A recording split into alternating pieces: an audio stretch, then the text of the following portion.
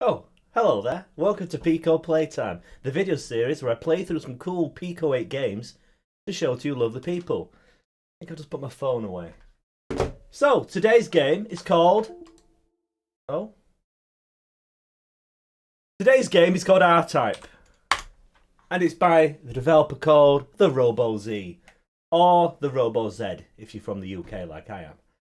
It's a Pico 8 port of R-Type, the classic 1987 shoot 'em up by Irem, however you pronounce it. Sorry if I'm a bit distracted. The BT man outside my house is pulling down all the phone cables. Hope he don't take our internet with him. Anyway, this is a Pico 8. I can call this a port of R-Type, and it's a incredible graphical achievement. There's a lot of graphics very faithfully reproduced in this game from the original, and yeah, it's very impressive. So I'm going to get into the game nice and quick so I can talk about it in a little bit more detail. On the title screen, we've got stage select. So there are 3 stages. I think the original has more stages. I'm not sure. Is there 6 maybe? We've also got some cheats as well. I'm going to be having the cheats off. I haven't tried them on. Maybe I should. But I'm going to try them off for now. And yeah, our goal is to blast off and strike the evil Bido Empire. And that's got the classic sloping, slanting exclamation mark as well. Nice touch. Right, let's get cracking then. So, it's a side-scrolling shoot-'em-up. I love side-scrolling shoot-'em-ups, but I'm not very good at them.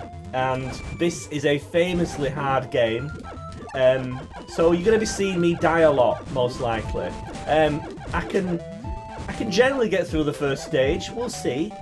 Anyway, I'll try and talk whilst concentrating and playing the game. We'll see how much sense that makes. So, this game started off life as a kind of tech demo, I suppose. I previously did a video on this, not on this game, by the developer, one of his previous games. I cannot talk and play this game at the same time, and also I'm about to die if I unpause. Oh, that was lucky. Let's just try and talk a little bit.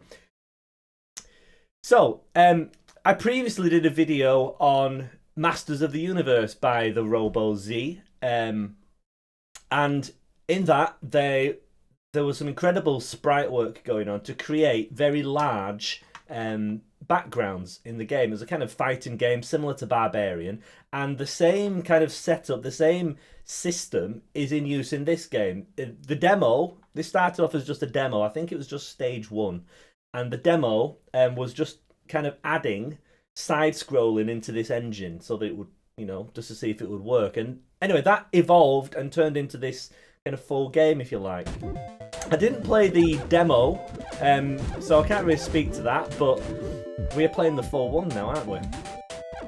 So yeah, it's there's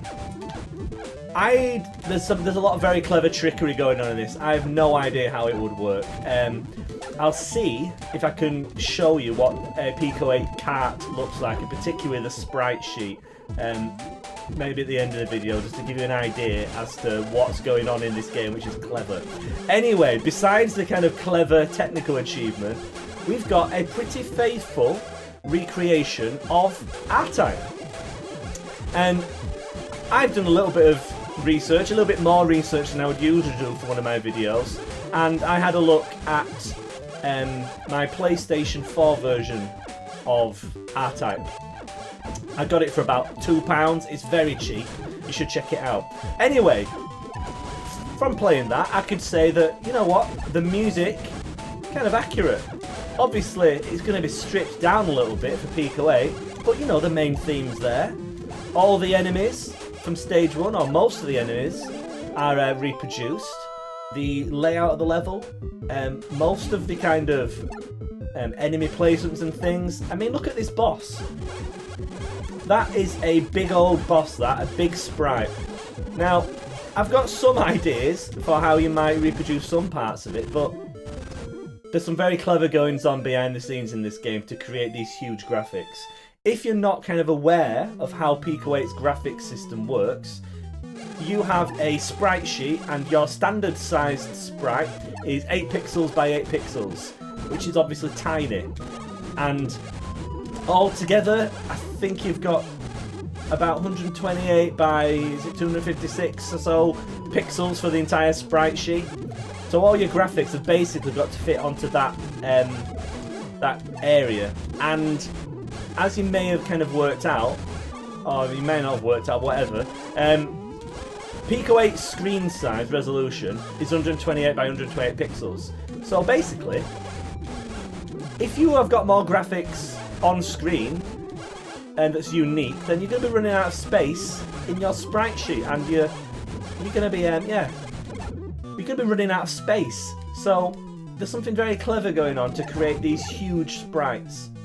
I mean, look at these tubes with kind of brains in or something, you know? I have no idea how it works. Anyway, it's very clever. Right, enough of the technical side of things, because I don't know how many of you are interested in that side of Pico 8, but that's very impressive to me. Anyway, the gameplay. This is classic R-Type gameplay. It's a hard game. You have to learn the patterns. I do not know, I don't want to even think about how much money you would have to spend in the arcades to learn these enemy patterns. But yeah, you need to learn the enemy patterns because your ship moves really slowly. If you die, as you can see, you restart kind of part way through the level with, you lose nearly all of your power-ups, as far as I can tell. I think all of your power-ups. Is the missile a power-up? Anyway, you nearly lose everything, so you're back to square one pretty much. And yeah, you're going to really struggle. I'm going to struggle now, because as soon as I get an enemy that's kind of tough, I can't really do a lot of damage to it. So, how do you attack?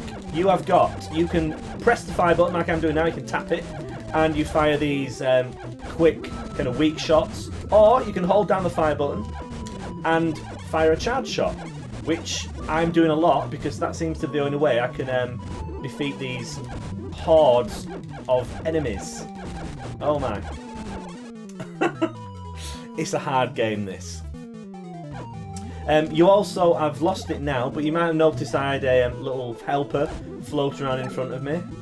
That's called the Force, I think, in R-Type. You get the same thing in a lot of shoot 'em ups like this, and they always have different names. I think it's called the Force. Let me just check. I think it's called the Force Push or something in R-Type. I'm just looking at the description here for the game. Let's see if there's anything I've forgotten to mention that I should be mentioning. So, what's missing compared to the arcade version? Well, one thing that is kind of missing because of the restrictions of Pico 8 is the screen size. The original arcade, I don't know what kind of screen size it would have used, but it would have kind of been like an old CRT display.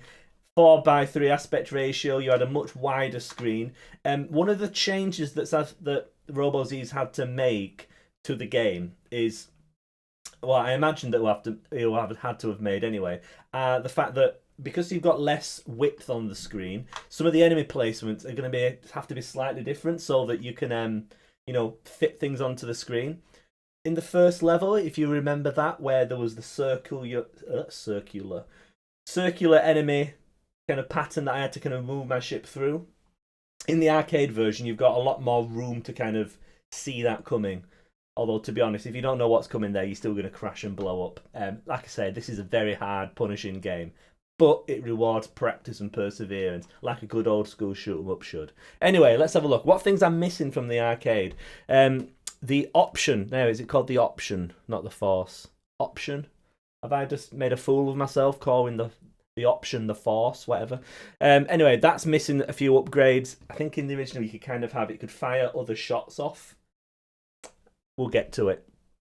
There's some power-up capsule. Enemy has no landing or collision. There's no high score tables or name entry and no 1-up. There's a very short list of quite minor things which are not present in the game. Pretty much everything else is. So, incredible technical achievement. So yeah, let's carry on. Let's see if I can beat... I'm not going to beat this level, am I? Let's be honest. Let's see how long it takes me to run out of lives. That might be a more accurate way of putting it. So, it's your traditional kind of scrolling, side-scrolling shoot 'em up. You have patterns of enemies. If you die, oh, I'm back on the first stage. How odd. You have patterns of enemies that you have to memorise where they're going to come from. Because your ship is so slow, because your ship is so slow, knowing where the enemies are going to come from next is really important. You can't just move to where you can see an enemy on screen. You generally just miss it. One of the kind of quirks of R-Type, more so than in other kind of shoot-em-ups in this kind of era, or this genre, it likes to have lots of kind of mazy kind of level sections. So there's often a lot of parts where your ship is kind of confined to a small part of the screen. The enemy I just destroyed there with the missiles, you can see it's very easy to get caught in a very small area of the screen, trying not to get hit by something, but then that makes it even easier for you to get hit. So it's a game that, wow, that was a close call. It's a game that rewards practice, and you need to think about where you're putting your ship. Also, it helps if you can destroy things. I just missed 2 big power-ups. This is the thing I was talking about here. So, yeah, this enemy doesn't take quite as much room up on the screen in the original. That changes it slightly, maybe. If you are an R-Type aficionado, I'm sure there'll be lots of other little things that you pick up on that are missing from this version. But if you're lost like me and you've maybe played it a few times, it's a pretty convincing port, if you ask me. So here we go, my option.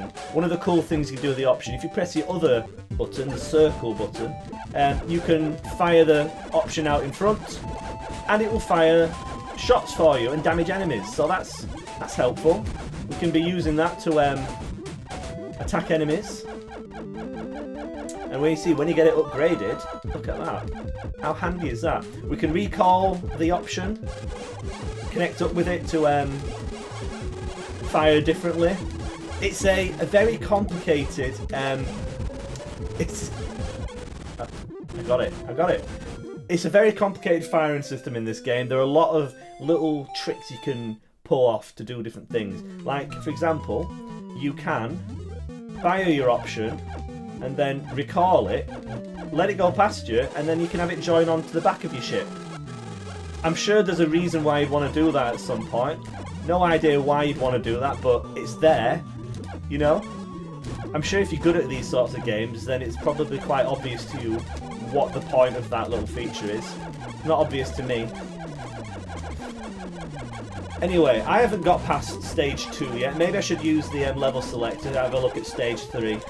I think stage 3 is the I think stage 3 is the obligatory for these games giant ship stage, where you've got to blow up a giant ship. In fact, well, I've only got 1 life left. I don't think I'm going to be lasting much longer in this. So, yeah, we can show you stage 3 shortly, hopefully. These enemies are really tough, these guys here. I mean, the thing is, there's not just the large sprites that are present in this game. It's like the animation as well. Like these kind of, I think they're kind of like scorpion-style enemies that come that come from the top of the screen. You know, they've got little animations and things, and it's like in the original. And the backgrounds as well. Look at the huge kind of scrolling backgrounds that we've got. Really good work, really impressive technically. The video that I did last week, go and check that out, on Mott's Grand Prix, that shows you the kind of 3D capabilities of the Pico 8. This game really nicely shows off the 2D capabilities of Pico 8. It can do a lot more than you think it might be able to. I made a mess of that, didn't I? The Pico 8's got a lot of power under the hood, to use the Americanism. Whatever. It's such a good game, this. It's so hard, though. If this looks like a complete nightmare to you, then yeah. If you're not into if you're not into your ridiculously hard shoot 'em ups, maybe give this one a miss. But if you are into them like I am, very satisfying. Just little touches as well. The sound effects. So many different sound effects, and again, they sound pretty faithful to the original. I tell you what, when I was looking on the R-Type wiki, who knew there was an R-Type wiki? Anyway, when I was looking on that, the number of games that have been, or number of systems rather, that have had R-Type ported to it. How many of those, I wonder, especially the 8-bit ones, the Game Boy had a version, there was a few like Ataris and microcomputers that had a version of R-Type. I'd really like to see how they compare to this version, because I imagine this would compare really well to what is essentially a professionally made part of a game made, you know, commercially. This is a really, really well done part. Here we are, stage 3. Didn't think I'd be showing you this. So this level. Also, by the way, I didn't stop to point out that second stage boss. Wow, huge boss. Yeah, this game, we've even got all the different weapons though. We've got this kind of rolling kind of fire attack thing. Oh, we've got the huge ship enemy to defeat.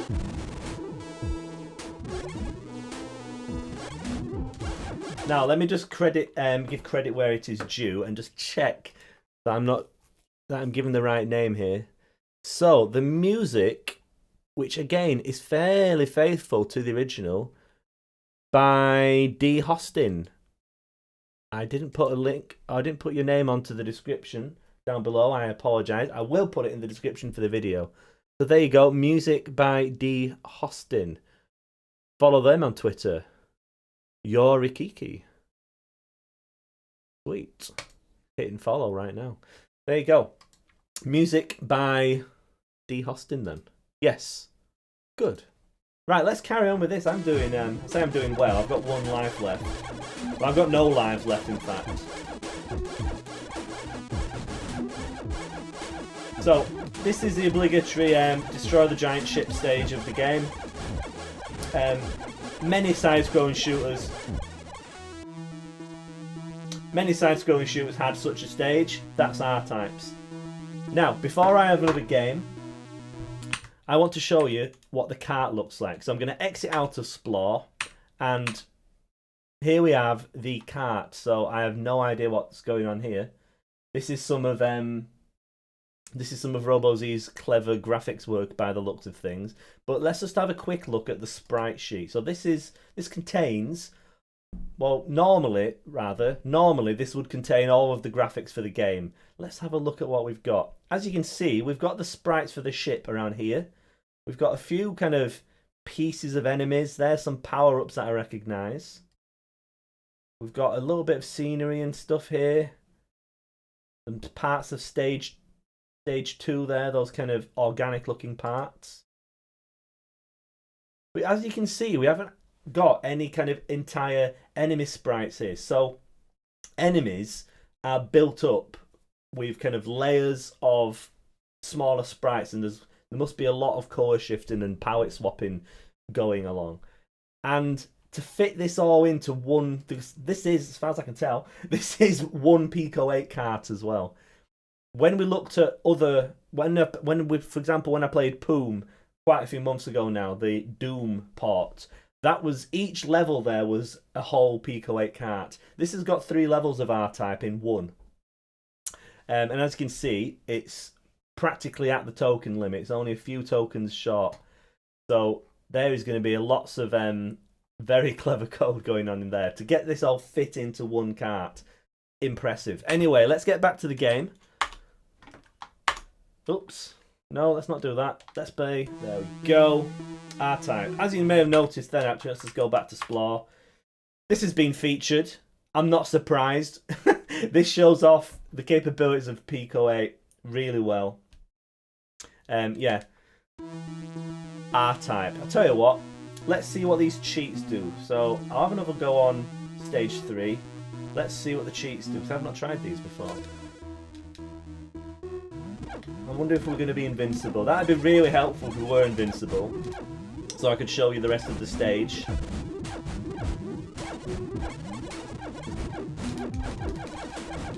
But yeah, if you're new to R-Type, give this a look. It is hard, but it's a lot of fun learning the system in this game, I must say. Learning the enemy placements. When you first beat stage 1, you are not going to forget that anytime soon. It feels like an awesome achievement.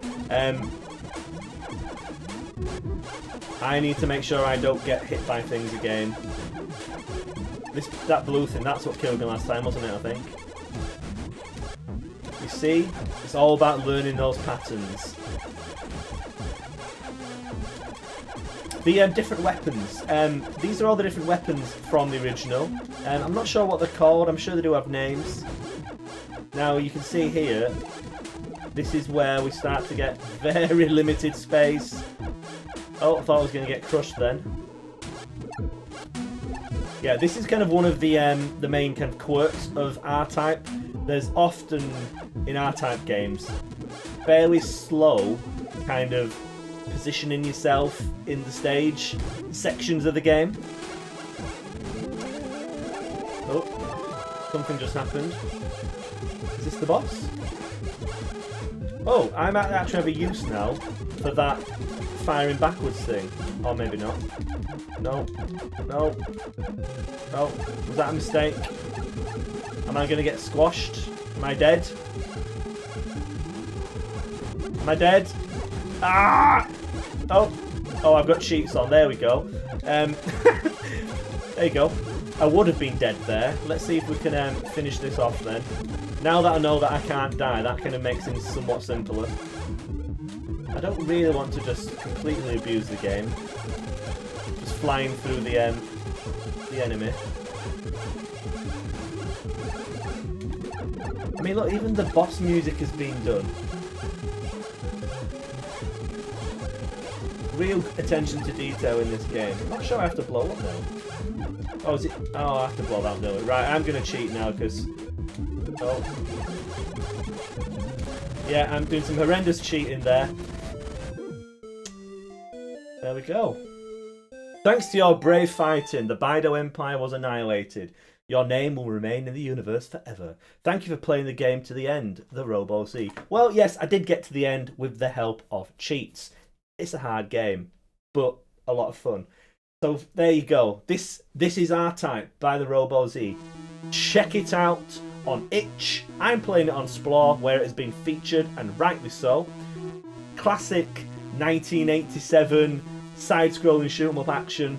Very satisfying, lots of fun. And if you're rubbish at these games, you can just turn the cheats on and still get to enjoy it. That was a really nice feature to add to the game, by the way, because yeah, these games had a very high, very steep, I won't even call it a learning curve, it was more of a learning brick wall, where you would just hit yourself into the wall repeatedly until you just bashed through it, and then at the other side of that wall, there's an even thicker brick wall, which you then have to bash yourself into. That's how you get better at R-Type. So there you go. Right, thank you for watching this video. Check out the developer and check out D. Hostin as well, the composer of the soundtrack. Is that available on Bandcamp? No, it should be. Put that music on Bandcamp. That would be fantastic. Anyway, thank you for watching this video. Check out the developer, check out the music, play the game on itch or Splore, and yeah, 1980 shoot-'em-up action, everyone. Right then, I'm going to sign off, so thank you for watching, and I'll see you again very soon.